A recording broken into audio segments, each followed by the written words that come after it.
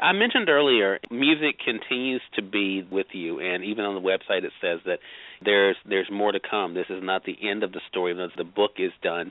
There's more to give. Does it almost feel like it had to be this way? Because I thought about, even as you talk about as an adult, now music still was there. Did it just feel as though this is the life you had to go through in order to become the person you were meant to become? That's a difficult question, Cyrus. I guess so. For myself, I don't know that I could look at other people and say that they've had to go through that, because if I could have my goddaughters or kids in my life avoid the pitfalls that I've made through my introspection, that's part of the purpose of the book. Mm-hmm. And if I could have that happen, that would be great. But maybe I had to go through that to be able to give that back. I don't know. I'm sorry, I don't have a definitive answer for you.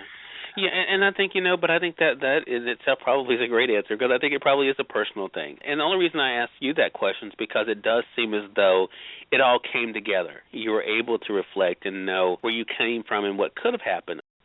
Well, I can't say I've had an average life. I don't think I've had an incredible life. I think I've had kind of amazing life in a storytelling kind of way. And unlike your average rock and roller who is wine, women, sex, drugs, rock and roll, and coming from nowhere, middle of Pennsylvania, conservative town, preacher's kid, I didn't break out to rebel and cause as much damage as I could and be as bad as I could.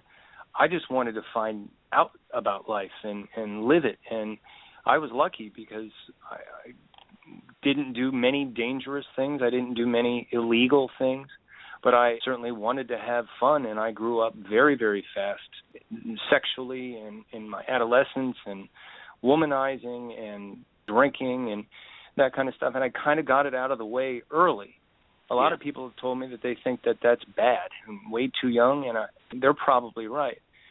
But it was the period. It was the 80s, and in the early 80s, and it was just the way the world was and what was going on. And by the time I was 15 or 16, I was sort of out of all of that.